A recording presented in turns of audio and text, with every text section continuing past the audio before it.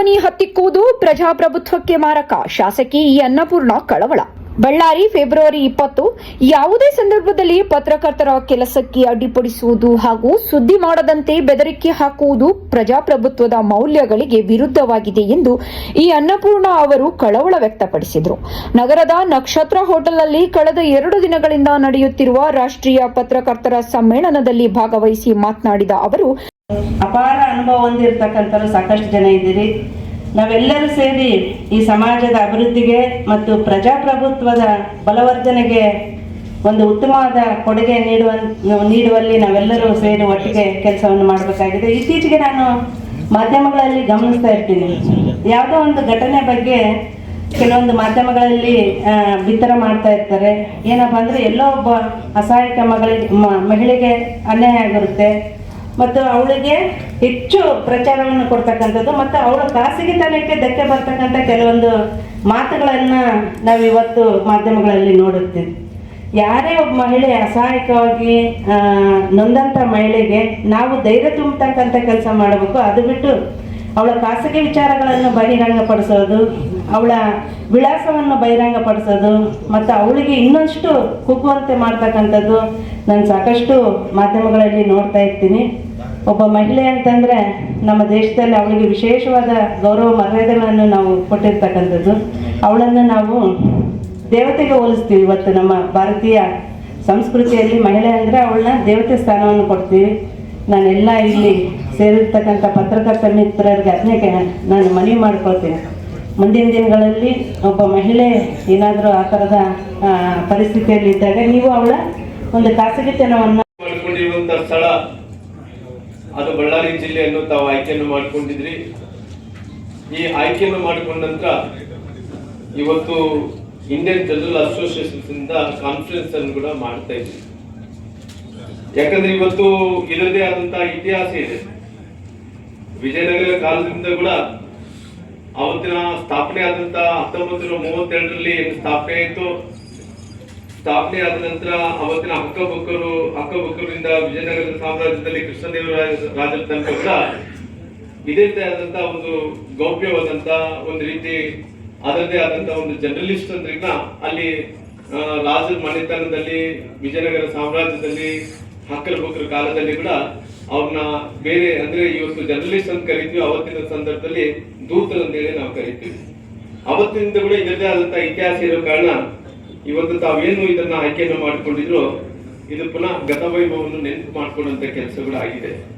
ಇವತ್ತು ಪತ್ರಕರ್ತರು ಅಂದ ತಕ್ಷಣನೇ ಇವತ್ತು ಎಷ್ಟು ಅವ್ರಿಗೆ ಅಂದ್ರೀಗ ಅವರು ಈ ಸಮಾಜದ ಕಣ್ಣುಗಳಿದ್ದಂತೆ. ಈ ಸಮಾಜದಲ್ಲಿ ಏನನ್ನ ಒಳ್ಳೆಯದನ್ನು ಕಾಣಬೇಕು ಅಂದ್ರೀಗ, ಒಳ್ಳೆಯ ವಿಚಾರಗಳನ್ನು ಆಗಬೇಕಂದ್ರೆ ಕೂಡ ಒಳ್ಳೆಯದನ್ನು ನಡ್ಕೋಬೇಕಾದ್ರೀಗ ಅದ್ರ ಕಣ್ಣುಗಳು ಕಿವಿಗಳು ಯಾರು ಅಂದ್ರೀಗ ಅದು ಪತ್ರಕರ್ತರು ಜರ್ನಲಿಸ್ಟು ಅನ್ನಂತ ಮಾತನ್ನು ಕೂಡ ಹೇಳ್ಬೇಕಾಗುತ್ತೆ. ಯಾಕಂದ್ರೆ ಅವ್ರ ಮೇಲೆ ಬಹಳಷ್ಟು ಜವಾಬ್ದಾರಿ ಇದೆ. ಎಷ್ಟು ಜವಾಬ್ದಾರಿ ಇದೆ ಅಂದ್ರೀಗ ಅವರು ಇವತ್ತಿನ ವ್ಯವಸ್ಥೆಯಲ್ಲಿ ಒಂದು ಕಡೆ ಸೋಷಿಯಲ್ ಮೀಡಿಯಾ ಟ್ವಿಟರ್ಸ್ಗಳು ಇವೆಲ್ಲ ಕೂಡ ಜಾಸ್ತಿ ಆದಂತ ಟೈಮಲ್ಲಿ ಕೂಡ ಸಾಕಷ್ಟು ಒಂದು ಸುಳ್ಳು ಸುದ್ದಿಗಳು ಸಾಕಷ್ಟು ಇವತ್ತು ಪ್ರಚಲಿತ ಆಗ್ತಿರ್ತಾವ. ಈ ಸುಳ್ಳು ಸುದ್ದಿಗಳನ್ನು ಪ್ರಚಲಿತ ಆಗುವಂತ ಟೈಮಲ್ಲಿ ಕೂಡ ಇದನ್ನ ಸತ್ಯ ಅಂತೇಳಿ ತಾವು ನೋಡಿಸ್ಕೊಳ್ಬೇಕಾಗಿದೆ. ಈ ನೋಡಿಸ್ಕೊಳ್ಬೇಕಾದಂತ ಟೈಮಲ್ಲಿ ಬಹಳಷ್ಟು ಒಂದು ದೊಡ್ಡ ಟಾಸ್ಕ್. ಯಾಕಂದ್ರೆ ಇವತ್ತಿನ ಸಂದರ್ಭದಲ್ಲಿ ಇವತ್ತು ಈ ಪ್ರಜಾಪ್ರಭುತ್ವದಲ್ಲಿ ವ್ಯವಸ್ಥೆಯಲ್ಲಿ ಪತ್ರಿಕಾಂಗ, ನ್ಯಾಯಾಂಗ ಮತ್ತು ಇದು ಕಾರ್ಯಾಂಗ ವಿಚಾರ ನೋಡಿದಂತ ಟೈಮಲ್ಲಿ ಕಾರ್ಯಾಂಗ ವಿಚಾರ, ಪತ್ರಿಕಾಂಗ ಮತ್ತು ನ್ಯಾಯಾಂಗ ವಿಚಾರ ನೋಡಿದಂತ ಟೈಮಲ್ಲಿ ಪತ್ರಿಕಾಂಗದ್ದು ಬಹಳಷ್ಟು ದೊಡ್ಡ ರೆಸ್ಪಾನ್ಸಿಬಿಲಿಟಿ, ಅದರ ಮಹತ್ವ ಕಾರ್ಯಗಳನ್ನು ಮಾಡುವಂತ ಕೆಲಸ ಆಗ್ತಾ ಇದ್ದಾವ. ಇಂಥ ಸಂದರ್ಭದಲ್ಲಿ ಸಾಕಷ್ಟು ಅವರು ಸುದ್ದಿಗಳಂದ್ರಿಗಿನ ನಾವು ಯಾವುದನ್ನು ವಿಚಾರಗಳು ತಿಳ್ಕೊಬೇಕಂದ್ರೆ ಎದ್ರ ಮೂಲಕ ತಿಳ್ಕೊಬೇಕು. ಅವತ್ತಿನ ಕಾಲದಲ್ಲಿ ಅಂತೂ ಬೇರೆ ಬೇರೆ ಟೆಕ್ನಾಲಜಿಗಳ ಮೂಲಕ ಅವತ್ತು ಸ್ವಲ್ಪ ಇತ್ತು, ಇವತ್ತು ಸಾಕಷ್ಟು ಟೆಕ್ನಾಲಜಿಗಳಾದಂತ ಟೈಮಲ್ಲಿ ಕೂಡ ನಾವು ಯಾವ್ದನ್ನ ಸುದ್ದಿಯನ್ನು ಮುಟ್ಟಿಸ್ಬೇಕಂದ್ರೆ ನಾವು ಪತ್ರಕರ್ತ ಎಷ್ಟು ಕಷ್ಟಪಡಬೇಕು. ಪತ್ರಕರ್ತ ಈಗಿನ ಸಂದರ್ಭದಲ್ಲಿ ವಿದೇಶಗಳಲ್ಲಿ ಯಾವ್ದನ್ನ ಒಂದು ದೊಡ್ಡದು ವಾರಗಳು ಆಗ್ತಾ ಇದ್ರಿಂದ ನೇರವಾಗಿ ಅಲ್ಲೇ ಹೋಗಿ ನೇರ ಒಂದು ಪ್ರದರ್ಶನ, ನೇರವಾದಂತ ಒಂದು ರೀತಿ ಸಂವಾದ ಮಾಡುವಂತ ಕೆಲಸಗಳನ್ನ ನಾವು ನೋಡಿದೀವಿ. ಪತ್ರಕರ್ತ ಎಷ್ಟು ಕಷ್ಟ ಅಂದ್ರೀಗ ಅವತ್ತಿನ ಸಂದರ್ಭದಲ್ಲಿ ಪತ್ರಕರ್ತ ಆದ ತಕ್ಷಣನೇ ಎಲ್ಲೋ ಒಂದ್ ಕಡೆ ಗಿಡದ ಕೆಳಗಡೆ ಕುಂತು ಸತ್ಯ ಏನೋ ಸುಳ್ಳು ಏನೋ ಅನ್ನೋದು ಅಲ್ಲೇ ಕುಂತು ಬರೀತಾ ಇದ್ದ. ಇವತ್ತು ಹಂಗಿಲ್ಲ. ಬಹಳಷ್ಟು ಟೆಕ್ನಾಲಜಿ ಬದಲಾಗಿದೆ ಇವತ್ತು. ಏನನ್ನು ಪತ್ರಕರ್ತ ಇಲ್ಲಿ ಕುಂತು ಬರೀತಾರೆ ಅಂದ್ರಿನ ಅದು ಸತ್ಯ, ಅದು ಸುಳ್ಳು, ಅದು ಯಾವುದೊಂದು ಕೂಡ ಕಂಡಿಡಿಯುವಂತ ಕೆಲಸ ಜನರುಗಳು ಮಾಡ್ತಾ ಇದ್ದಾರೆ. ಇಂಥ ಸಂದರ್ಭದಲ್ಲಿ ಇವತ್ತು ಪತ್ರಕರ್ತ ಎಷ್ಟು ಕಷ್ಟಪಡ್ತಿದ್ರೆ, ಎಷ್ಟು ಕಷ್ಟ ಅಂದ್ರಿನ ದೇಶದಲ್ಲಿ ಒಬ್ಬ ದೇಶವನ್ನು ಕಾಯುವಂತ ಒಬ್ಬ ಸೈನಿಕರಿಗೆ ಎಷ್ಟು ಜವಾಬ್ದಾರಿ ಇದೆನೋ ಪತ್ರಕರ್ತರು ಕೂಡ ಅಷ್ಟು ಜವಾಬ್ದಾರಿಯಿಂದ ಇದೆ ಅಂತ ಹೇಳಿ ನಾನು ತಿಳ್ಕೊಂಡೆ. ನಮ್ಮ ಕರ್ನಾಟಕ ಪತ್ರಕರ್ತರ ಸಂಘ ಅತ್ಯಂತ ಕ್ರಿಯಾಶೀಲವಾಗಿರುವಂಥ ಸಂಘಗಳಲ್ಲಿ ಒಂದು ಅನ್ನೋದನ್ನು ಈ ಸಂದರ್ಭದಲ್ಲಿ ಬಹಳಷ್ಟು ಅಭಿಮಾನದಿಂದ ನಾನು ಹೇಳಬೇಕು. ಕಳೆದ ಅನೇಕ ವರ್ಷಗಳಿಂದ ಈ ಕರ್ನಾಟಕ ಪತ್ರಕರ್ತರ ಸಂಘ ಪತ್ರಿಕೋದ್ಯಮಕ್ಕೆ ಉತ್ತೇಜನವನ್ನು ನೀಡುವುದಲ್ಲದೆ ಪತ್ರಕರ್ತರಿಗೆ ಏನಾದರೂ ತೊಂದರೆಗಳು ಬಂದಲ್ಲಿ ಅವರ ನೆರವಿಗೆ ಧಾವಿಸುವಂಥ ಒಂದು ಕೆಲಸವನ್ನು ಈ ಸಂಘ ನಿರಂತರವಾಗಿ ಮಾಡಿಕೊಂಡು ಬಂದಿದೆ. ಅನೇಕ ಸಂದರ್ಭಗಳಲ್ಲಿ ಅವರಿಗೆ ವಿಮೆಯ ಹಣವನ್ನು ಕೊಡುವುದರ ಮೂಲಕ ತೊಂದರೆಗೊಳಗಾದವರ ನೆರವಿಗೆ ಈ ಪತ್ರಕರ್ತರ ಸಂಘ ವಿಶೇಷವಾಗಿ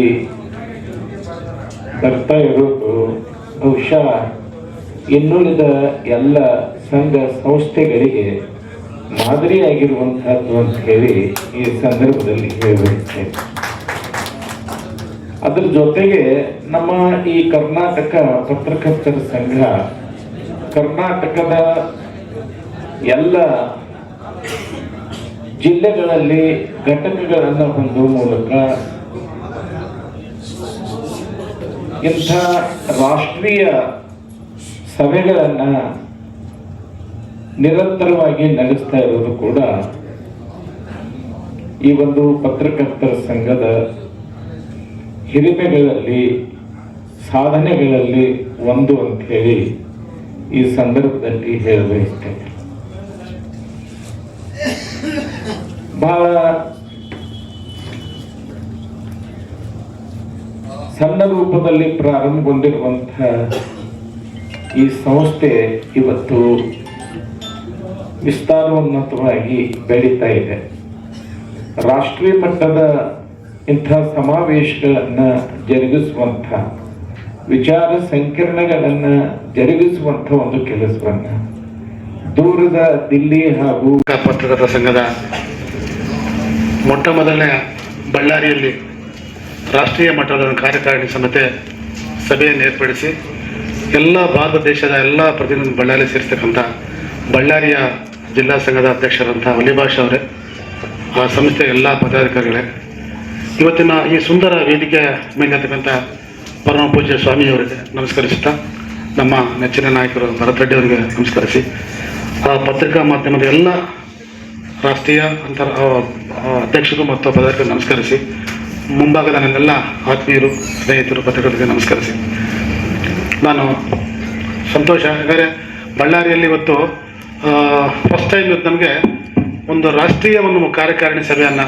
ಇಲ್ಲಿ ಸೇರಿಸಿ ಮಾಧ್ಯಮದ ಆಗುಹೋಗುಗಳು, ಚಿಂತನೆ, ಅವರ ಮುಂದಿನ ಒಂದು ಎಲ್ಲದರ ಬಗ್ಗೆ ಚರ್ಚೆ ಮಾಡಲು 2 ದಿನ ಕಾರ್ಯಕ್ರಮ ಮಾಡಿರ್ತಾರೆ. ಅದಕ್ಕೆ ನಾನು ಬಳ್ಳಾರಿಯ ಮಹಾಪೌರನಾಗಿ ಮೊದಲನೇದಾಗಿ ಸಂಸ್ಥೆಯವರಿಗೆ ಅಭಿನಂದನೆ ಸಲ್ಲಿಸ್ತೇನೆ. ನಮ್ಮ ಸಹಕಾರ ಸಭೆ ಇದ್ದದ್ದೇ ಆಮೇಲೆ ಶುಭಾಶಯವನ್ನು ಕೋರ್ತೇನೆ. ತಮಗೆಲ್ಲರೂ ಹೇಳಿ ನನ್ನ ಒಂದು ಪೂರ್ವಭಾವಿ ಸಭೆ ಇದೆ ಬಜೆಟ್ 4 ನನ್ನ ಅಪ್ಪಣೆ ಕೊಟ್ಟ ಉತ್ತರ ಅಂತ ಹೇಳ್ತಾ ತಮ್ಮೆಲ್ಲರಿಗೂ ಒಂದು ನನ್ನ ಮಾತನ್ನು ಮುಗಿಸ್ತೇನೆ. ಜೈ ಹಿಂದ್, ಜೈ ಕರ್ನಾಟಕ. ಉಚಿತ ಬಸ್ ಪಾಸ್ ಅನ್ನು ಕೊಟ್ಟಿದ್ದೀವಿ ಪತ್ರಕರ್ತರಿಗೆ. ಅದೇನು ನಮ್ಮ ರಿಟೈರ್ಡ್ ಆಗದಂತ ಪತ್ರಕರ್ತರಿಗೆ ಅವ್ರಿಗೇನು ಸಹಾಯಧನ 10,000 ರೂಪಾಯಿಯನ್ನು ಕೊಡ್ತಿದ್ದು ಅದು 15,000 ರೂಪಾಯಿ ಆಗಿದೆ. ನೀವು ಮಾಡುವಂಥ ಕೆಲಸಕ್ಕೆ ಏನು ಈ ಭಾರತ ದೇಶಕ್ಕೆ ಯೋಧನ ಯಾವ ರೀತಿಯಲ್ಲಿ ದೇಶವನ್ನು ಕಾಪಾಡ್ತಾನೋ, ನೀವು ನಮ್ಮ ಜಿಲ್ಲೆಯಲ್ಲಿ ನಮ್ಮ ರಾಜ್ಯದಲ್ಲಿ ಇದ್ದು ಅದೇ ರೀತಿಯಲ್ಲಿ ಯೋಧ ಯಾವ ರೀತಿ ದೇಶವನ್ನು ಕಾಪಾಡ್ತಾನೋ ಅದೇ ರೀತಿಯಲ್ಲಿ ಪತ್ರಕರ್ತರು ಕೂಡ ಈ ದೇಶವನ್ನು ಈ ರಾಜ್ಯವನ್ನು ಕಾಪಾಡ್ಕೊಂಡು ಬಂದಿರಿ. ಸದಾ ನಿಮ್ಮ ಸಹಕಾರಕ್ಕೆ ನಾವಿರ್ತೀವಿ. ಮತ್ತು ಇದ್ರ ಜೊತೆಗೆ ನಮ್ಮ ಬಜಾರಪ್ಪ ಅವ್ರಿಗೆ, LP ಅವ್ರಿಗೆ ಇನ್ನೊಂದು ಮಾತು ಹೇಳ್ತಿದ್ದೀನಿ. ನೀವು ಯಾವತ್ತೂ ನಿಮ್ಮ ಹತ್ರ ನೀವು ಬಡವ್ರಂತ ನನಗೆ ಗೊತ್ತಿದೆ, ಇಡೀ ಬಳ್ಳಾರಿಗೆ ಗೊತ್ತಿದೆ, ಆದರೂ ನೀವು ಕಷ್ಟ ಬಿದ್ದು ಈ ಮಟ್ಟಕ್ಕೆ ಬಂದಿದ್ದೀರಿ. ನಿಮ್ಗೆ ಏನೇ ಸಹಕಾರ ಬೇಕು, ನಿಮ್ಮ ಸಂಘಕ್ಕೆ ಏನೇ ಸಹಕಾರ ನನ್ನ ಕಡೆಯಿಂದ ನಿಮ್ಮ ತಮ್ಮನ ಕಡೆಯಿಂದ ಬೇಕಂದಾಗ ನೀವು ನನಗೆ ಗೊತ್ತು, ಇಷ್ಟು ವರ್ಷದಿಂದ ನನಗೆ ಪರಿಚಯ ಇದ್ರು ಕೂಡ ಯಾವತ್ತು ನೀವೇನು ನನ್ನ ಕೇಳಿದವರಲ್ಲ. ಅಂಥ ಪರಿಸ್ಥಿತಿ ಬಂದಾಗ ನಾನು ನಿಮ್ಮ ಮನೆಯವನೇ, ನಾನು ಬೇರೆಯವನಲ್ಲ. ದಯಮಾಡಿ ನಾನು ಏನೇ ಅವಕಾಶಗಳು, ಏನೇ ಸಹಕಾರ ನನ್ನ ಕಡೆಯಿಂದ ಬೇಕಂದಾಗ ನಿನ್ನ ಮನೆ, ಈ ತಮ್ಮನ ಮನೆ ನಿಮ್ಮ ಮನೆ ಅಂದ್ಕೊಂಡು ನೀವು ಕೇಳಬೇಕು. ನಾನು ಸದಾ ನಿಮಗೆ ಸೇವೆ ಮಾಡೋಕ್ಕೆ ನಿಮ್ಮ ಜೊತೆಗೆ ನಾನು ಇರ್ತೀನಿ ಅಂತ ಹೇಳ್ತಾ ನಾನು 2 ಮಾತನ್ನು ಮುಗಿಸ್ತಿದ್ದೀನಿ. ಜೈ ಹಿಂದ್, ಜೈ ಕರ್ನಾಟಕ. ಪತ್ರಿಕಾ ವಲಯವನ್ನು ಸಂವಿಧಾನದ 4ನೇ ಅಂಗವೆಂದು ಕರೆಯಲಾಗುತ್ತದೆ. ಪ್ರಜಾಪ್ರಭುತ್ವ ಸರಿದಾರಿಯಲ್ಲಿ ಸಾಗಬೇಕಾದರೆ ಸ್ವತಂತ್ರ ಹಾಗೂ ಹೊಣೆಗಾರಿಕೆಯುತ ಪತ್ರಿಕೋದ್ಯಮ ಅವಶ್ಯಕ. ಜನಸಾಮಾನ್ಯರು, ನೊಂದವರು ಹಾಗೂ ಶೋಷಿತರ ಪರಧ್ವನಿಯಾಗಿ ಪತ್ರಕರ್ತರು ನಿಖರ ಹಾಗೂ ನಿಷ್ಪಕ್ಷಪಾತವಾಗಿ ಕಾರ್ಯನಿರ್ವಹಿಸಬೇಕು ಎಂದು ಹೇಳಿದರು. ಆಧುನಿಕ ಎಐ ತಂತ್ರಜ್ಞಾನದಿಂದ ನೈಜತೆಗೆ ಅಡ್ಡಿ. ಇಂದಿನ ಎಐ ತಂತ್ರಜ್ಞಾನದ ಅಭಿವೃದ್ಧಿ ಒಂದೆಡೆ ಸಂತೋಷದ ವಿಚಾರವಾದರೂ ಕೆಲವೊಮ್ಮೆ ಪತ್ರಿಕೆಯ ನೈಜತೆಗೆ ಅಡ್ಡಿಯಾಗ್ತಾ ಇರೋದು ವಿಷಾದನೀಯ ಸಂಗತಿ ಎಂದು ಅವರು ಹೇಳಿದರು. ಮಾಧ್ಯಮಗಳು ರೇಟಿಂಗ್ ಆಗಿ ಕಾರ್ಯನಿರ್ವಹಿಸದೆ ವಸ್ತುನಿಷ್ಠ ವರದಿಗಾರಿಕೆಗೆ ಆದ್ಯತೆ ನೀಡಬೇಕು. ವಿಶೇಷವಾಗಿ ಸಂತ್ರಸ್ತ ಮಹಿಳೆಯರ ಖಾಸಗಿತನ ಹಾಗೂ ಗೌರವಕ್ಕೆ ಧಕ್ಕೆ ಬಾರದಂತೆ ಸುದ್ದಿಯನ್ನು ಪ್ರಸಾರ ಮಾಡಬೇಕು ಎಂದು ಕರೆ ನೀಡಿದರು. ಜನಪ್ರತಿನಿಧಿಗಳು ಅಭಿವೃದ್ಧಿ ಕಾರ್ಯಗಳಲ್ಲಿ ವಿಫಲವಾದರೆ ಪ್ರಶ್ನಿಸುವುದು ಪತ್ರಕರ್ತರ ಧರ್ಮ. ಹಾಗೆಯೇ ಸಮಾಜಮುಖಿ ಕೆಲಸಗಳನ್ನು ಜನತೆಗೆ ತಲುಪಿಸುವ ಮೂಲಕ ಪ್ರೋತ್ಸಾಹಿಸುವ ಜವಾಬ್ದಾರಿಯು ಪತ್ರಕರ್ತರದ್ದೇ ಎಂದು ಹೇಳಿದರು. ಒತ್ತಡದ ನಡುವೆಯೂ ಕಾರ್ಯನಿರ್ವಹಿಸುವ ಪತ್ರಕರ್ತರಿಗೆ ಭದ್ರತೆ ಒದಗಿಸುವುದು ಅಗತ್ಯ. ಪತ್ರಕರ್ತರ ಧ್ವನಿ ಹತ್ತಿಕ್ಕುವ ಯಾವುದೇ ಪ್ರಯತ್ನವೂ ಪ್ರಜಾಪ್ರಭುತ್ವಕ್ಕೆ ಮಾರಕವಾಗಿದೆ. ಪತ್ರಕರ್ತರ ಸೇವೆ ಶ್ಲಾಘನೀಯ ಎಂದು ಅವರು ಅಭಿಪ್ರಾಯಪಟ್ಟರು. ಈ ಸಂದರ್ಭದಲ್ಲಿ ರಾಷ್ಟ್ರೀಯ ಪತ್ರಕರ್ತರ ಸಂಘದ ಅಧ್ಯಕ್ಷ ಕೆಬಿ ಪಂಡಿತ್, ಕರ್ನಾಟಕ ಪತ್ರಕರ್ತರ ಸಂಘದ ಅಧ್ಯಕ್ಷ ಮುರುಗೇಶ್ ಶಿವಪೂಜಿ, ರಾಜ್ಯ ಉಪಾಧ್ಯಕ್ಷ ಸುದೇಶ್ ಕುಮಾರ್, ಕಲ್ಯಾಣ್ ಮಹಾಸ್ವಾಮಿ, ಮೇಯರ್ ಪಿ ಗಾದೆಪ್ಪ, ಬಳ್ಳಾರಿ ಜಿಲ್ಲಾಧ್ಯಕ್ಷ ವಲ್ಪಿ ವಲಿಭಾಷಾ, ಮಲ್ಲಿಕಾರ್ಜುನ್ ಕರ್ಜಗಿ ಮಠ್ ಸೇರಿದಂತೆ ಇನ್ನಿತರರು ಉಪಸ್ಥಿತರಿದ್ದರು. ವರದಿ Raghavendra ಸಲುಮನೆ, Kudligi, supreme TV. Share ಮಾಡಿ, ಲೈಕ್ ಮಾಡಿ, ಸಬ್ಸ್ಕ್ರೈಬ್ ಮಾಡಿ.